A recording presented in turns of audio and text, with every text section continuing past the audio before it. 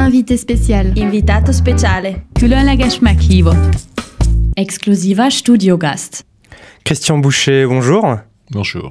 Vous êtes né en janvier 55 à Angers, vous êtes donc un Ligérien pur sucre, si je puis dire, et vous êtes candidat du Front National au municipal de 2014 à Nantes. Première question, lors du dernier scrutin municipal à Nantes, il n'y avait pas de candidat du Front. Est-ce que votre candidature est une candidature de témoignage ? Non, c'est une candidature de combat et de conquête. De combat et de conquête, c'est-à-dire, pour être plus spécifique ? C'est-à-dire que nous allons rentrer de nouveau au conseil municipal de Nantes. Vous voulez donc rentrer et exercer à nouveau des responsabilités au conseil municipal de Nantes ? Des responsabilités, vraisemblablement pas, puisque tout laisse à croire que l'équipe socialiste en place va être reconduite, mais y avoir au moins une fonction de représenter le peuple de Nantes, hein, et de dire la parole du peuple face à la parole des bobos. Vous vous appuyez notamment sur un ouvrage qui s'appelle Sociologie de Nantes, qui vient de sortir en août là. Celui-ci indique notamment que cette boboisation, c'est aussi une façade. La ville de Nantes reste une ville très inégalitaire, plus inégalitaire qu'avant, où le logement social, par exemple, est très important, plus de 20% du parc. Oui, tout à fait. Enfin, même un peu plus que ça. Mais les caractéristiques de la boboisation d'une ville, enfin, qu'on appelle aussi gentrification d'une ville, c'est justement d'augmenter l'inégalité dans la ville. Puisque ce que la boboisation chasse de la ville, c'est les classes moyennes. Donc en fait, vous vous retrouvez avec des villes où il y a les centres qui sont colonisés par les bobos et les périphéries de logements collectifs qui sont eux tiers-mondisés. Et vous avez en fait toute cette classe moyenne inférieure qui se retrouve exclue de la ville et obligée de partir se loger dans la grande périphérie. Concrètement, on fait quoi pour pallier à cette problématique ? Qu'est-ce qu'on fait ? Il y a la municipalité, enfin une municipalité peut avoir un certain nombre d'actions de contrôle de l'immobilier.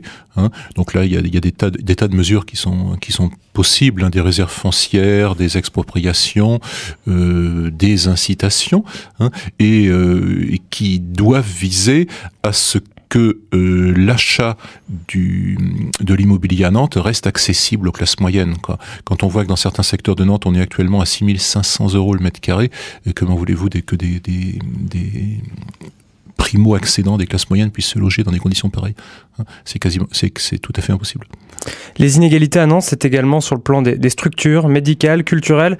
Vous indiquez dans votre programme que vous voulez mettre fin aux dépenses très importantes qu'il y a, par exemple, pour le voyage à Nantes, typiquement. Oui, écoutez, ce qui est caractéristique de Nantes, c'est que c'est une culture élitiste. Hein. C'est pas une culture populaire, c'est une culture qui est destinée à une catégorie. Enfin, bon, ce qu'on appelle les bobos, quoi. C'est une culture de bobos, et c'est une culture qui est très loin du peuple de Nantes. Alors, quand vous voyez par exemple ce qui a été fait pour le voyage à Nantes, puisque vous m'en parlez, mais ce qui est fait aussi pour les estuaires, pour l'estuaire, je veux bien qu'on nous dise que c'est de l'art, mais n'importe quelle personne sensée se rend compte au premier coup d'œil que c'est du foutage de gueule. Voilà. Mais par exemple, ça draine quand même des foules, c'est gratuit. Typiquement Royal Deluxe en 2011, la ville s'arrête et tout le monde va voir ces machines géantes. Qu'un certain nombre de personnes y aillent, que même beaucoup de personnes y aillent, oui. Ceci dit, là, nous parlions du voyage à Nantes, nous ne parlions pas de Royal Deluxe. Moi, dans Royal Deluxe, ce qui me gêne, c'est pas Royal Deluxe en lui-même, c'est le coût de Royal Deluxe sur les impôts des Nantais. C'est pas réellement gratuit pour les Nantais, puisque ça leur coûte, je crois, de tête, je crois que c'est 1 800 000 €. Donc oui, en effet, la dernière subvention, c'est 1 million d'euros. Vous êtes 1,8 million. Hein. Vous êtes en responsabilité. Vous ne votez pas cette subvention. Je ne vote pas cette subvention, non, bien évidemment. Oui. C'est beau de dire que c'est gratuit, mais c'est pas gratuit. Faut pas rêver, quoi. C'est pas gratuit. Ça nous coûte assez cher à chaque foyer fiscal. Un autre aspect de votre programme que vous avez mis en avant, qui est assez original, c'est le retour de la voiture à une circulation plus normale sur le cours des 50 otages. C'est pas sans lien avec la transformation de la ville également. Est-ce que c'est pas le retour aux années 90, cette affreuse autoroute qu'on avait au milieu de Nantes. Le retour à la circulation sur le cours des 50 otages est demandé par un certain nombre des commerçants du centre-ville, qui se trouvent, qui pâtissent beaucoup des difficultés qu'ont les Nantais, les Nantais qui ne sont pas des Nantais qui habitent le plein centre, à circuler. Il faut voir quand même une chose, c'est que on a l'impression que Nantes actuellement est conçue pour les Nantais du centre-ville. C'est ceux qui sont vraiment dans le centre. On ne pense pas du tout aux Nantais qui habitent les quartiers périphériques, mais on ne pense pas non plus aux habitants de la métropole, qui se trouvent avec de très grandes difficultés de venir à Nantes. Il y a beau avoir les transports en commun, c'est loin d'être si facile que ça de prendre le train-tram ou les autres. Les dessertes ne sont pas si bonnes qu'on peut nous le dire ou se l'imaginer. En plus, il y a un phénomène qui est très important de criminalité dans les transports en commun, qui fait qu'un certain nombre de Nantais hésitent à les prendre parce qu'ils ne s'y sentent pas en sécurité. Si vous ajoutez à l'insécurité le coût extrêmement élevé, puisqu'on est une des villes où les transports en commun sont les... Vous êtes pour une diminution du prix de ces transports, du ticket jusqu'à l'abonnement. C'est pas contradictoire avec le fait de dire on remet un peu de voitures dans le centre-ville? C'est complémentaire, c'est pas contradictoire.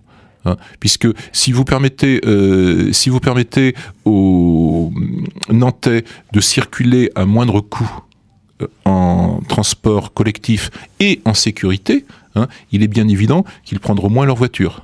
Voilà. Maintenant, le plan de circulation à Nantes est extrêmement problématique, n'a pas d'ailleurs, contrairement à ce qu'on s'imaginait, à ce qu'on nous disait, désengorger Nantes, puisque Nantes reste une ville extrêmement embouteillée.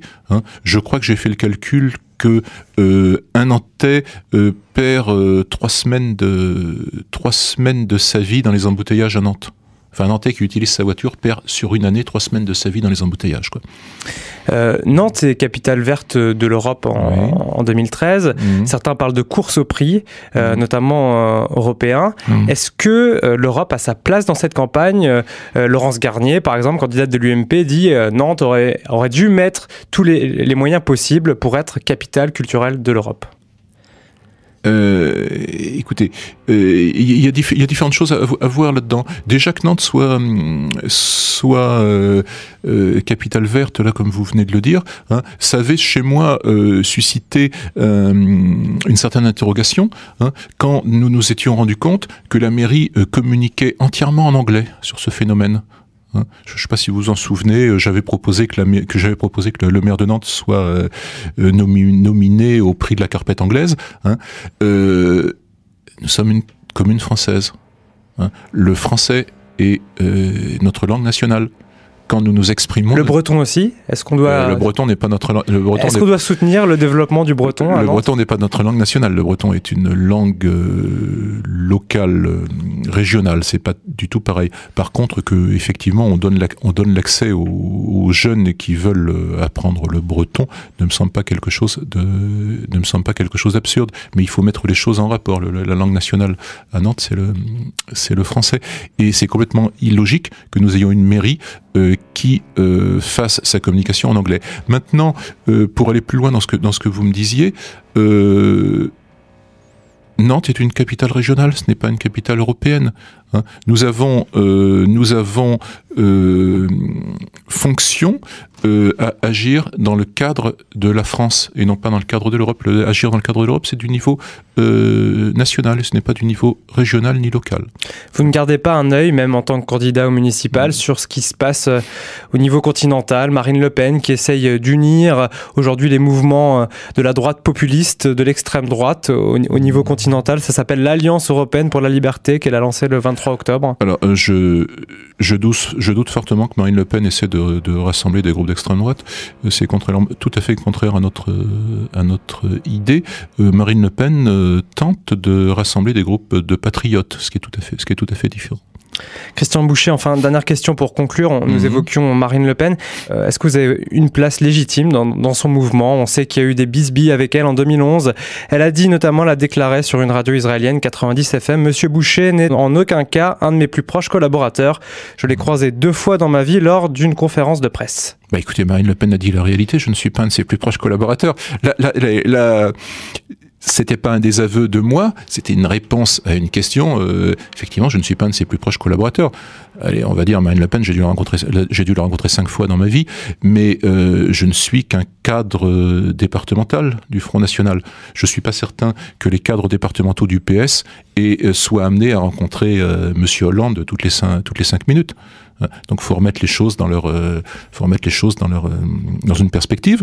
Je ne suis pas un plus proche conseiller de Marine Le Pen. En 2011, vous avez été quand même sanctionné sur le plan interne. On a diminué le spectre de vos fonctions. J'ai pas été sanctionné, j'ai changé d'attribution.